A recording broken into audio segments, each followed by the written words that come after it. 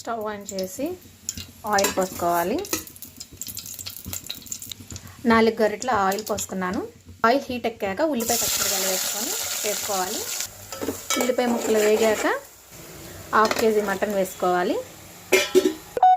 1/2 tea spoon పసుపు, 1 spoon ఉప్పు, 1/2 tea spoon కూడా వేసుకోవచ్చు, కరెక్ట్గా సరిపోతుంది.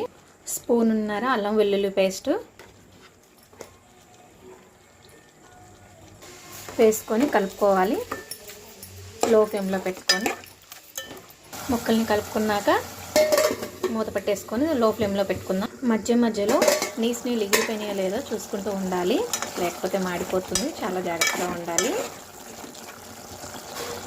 ఇప్పుడు మన కూర వచ్చేసి నీళ్ళు ఎగిరిపోయి ఆయిల్ పైకి వచ్చేసింది. ఇప్పుడు స్పూన్నర కారం వేసేసుకుందామండి. వేసుకొని తిప్పుకోవటమే. కారం వేసుకున్నాక 2 మినిట్స్ ఉంచుకోవాలి. 2 మినిట్స్ తర్వాత ములక్కాయ ముక్కలు వేసేసుకొని తిప్పేసుకోవాలి. బాగా కలుపుకోవాలి.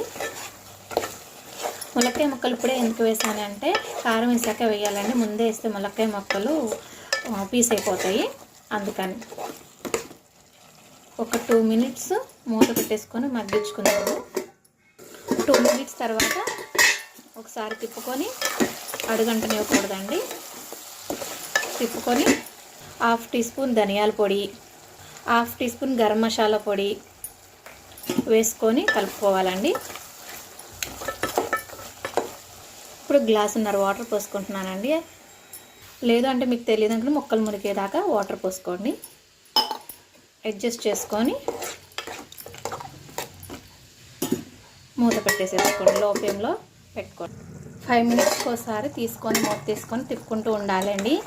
లో ఫ్లేమ్లో పెడితే పర్వాలేదు, హైలో పెడితే కనుక తీసుకొని పద్దాక తిప్పుకుంటూ ఉండాలి 5 మినిట్స్కి ఒకసారి. ఇంకో 5 మినిట్స్ ఉంచుదాము, ముక్కలు ఇంకా ఉడకాలి. వాటర్ పోసుకొని 15 మినిట్స్ తర్వాత బాగా దగ్గరికి పడిపోతుందండి. ఇప్పుడు కొత్తిమీర చల్లుకుందాము. తర్వాత అలాగే ఇందాక 1/2 టీ స్పూన్ వేసుకున్నాము. ఇప్పుడు ఒక 1/2 టీ స్పూన్ గరం మసాలా పొడి వేసుకొని మూత పెట్టేసుకొని స్టవ్ ఆఫ్ చేసేసుకోవటమేనండి. స్టవ్ ఆఫ్ చేసిన 5 మినిట్స్ తర్వాత చూడండి కూర ఎలా ఉందో. ఆయిల్ పైకి వచ్చేసి సూపర్గా ఉంది. ఇంకెందుకు ఆలస్యం, ఇది రైస్లో వేసేసుకొని తినేయడమే. ఇలా పొగలు కక్కుతున్న మటన్ ముక్కల్ని వేసేసుకొని ఒక పట్టు పట్టించేయడమే. చూడండి ములక్కాయ ముక్క ఎలా ఉడికిందో. ఈ వీడియో కనుక మీకు నచ్చినట్లయితే లైక్ చేయండి, షేర్ చేయండి.